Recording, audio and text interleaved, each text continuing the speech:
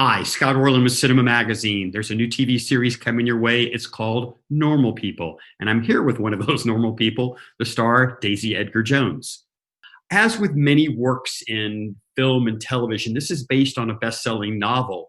How much of a resource tool was that for you as you started to inhabit Marianne?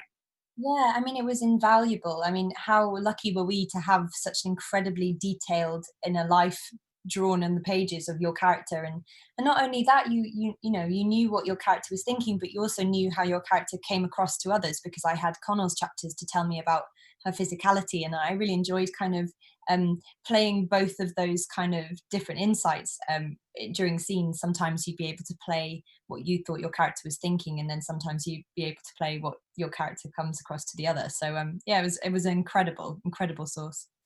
What I loved about Marianne is, especially in those teenage years, there's such an emotional fragility that we have, and yet she knew what she wanted. She had this air of self confidence about her. Yeah, I know, and I think that's something I loved playing Marianne in school. I loved her kind of honesty. I think it was really refreshing the way she kind of, if she thinks something, she says it, and I think I really loved that. And I think it was interesting taking that through to Trinity. That even though she seems to kind of grow into herself or flower, there's a level of her trying to dampen who she is to kind of fit in a little bit more. And I think it's really interesting. It's really lovely. By the end, you feel like she comes into her own again, and she's able to be comfortable with who she is. So yeah, I love that side of Marianne. Yeah, I mean, just follow up on that a little bit because she does become like a butterfly in the sense when she leaves like her high school and goes to university. And I was wondering how much did that resonate with you? I mean, when was the moment where you got to find your own voice?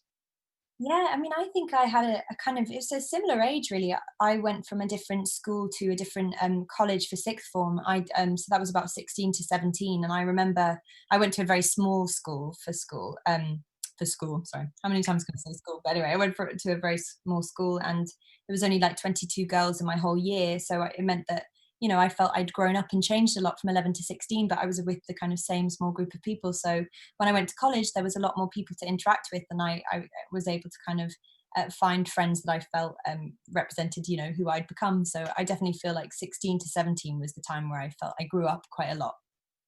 If you were asked to ride a horse or maybe to fence, they would bring in a coach for you to kind of hone your skills. And in Mm. this instance, they brought in an intimacy coach Mm. because there were some very specific scenes that you and Paul had to work on. What advantage did that give you? I mean, is there an awkwardness that you kind of have to get over that hurdle? I mean, I think I can't believe that it isn't the norm to have an intimacy coach. I can't believe that so many dramas with intimacy in it haven't had one. I find that shocking. I think it has to be the gold standard because Ita just allowed for a space for all of us to feel incredibly safe and sure that we were able to make something really wonderful that really represents what the book is, which is an honest portrayal of a relationship, but within the kind of boundaries of knowing exactly what we were doing, and that we were able to speak up if we ever felt uncomfortable, and also that Paul and I felt safe, but also that Lenny and Hetty, the directors, felt that they could ask for things without ever feeling like they were treading on anyone's toes. Everyone knew that they were able to be completely listened to if they ever had anything that they were worried about. So it was incredible, and she really was an amazing person to work with, and I definitely know that if I ever were to do those scenes again, that would be something that I would have to have. If we look back on the last decade of communication, most of the time it's like this. People are looking down at their phone. They don't even look eye to eye. Going through this experience, and either with the communication or the lack of communication these two people have, did it give you a different appreciation of how you want to approach other people in your life, be it friends even? Definitely, I think that's something that's quite refreshing about Marion and Connell's stories. It is a story about young people, but they are speaking, and they are communicating in a room with each other, and they are treated as maturely as the young people I know are.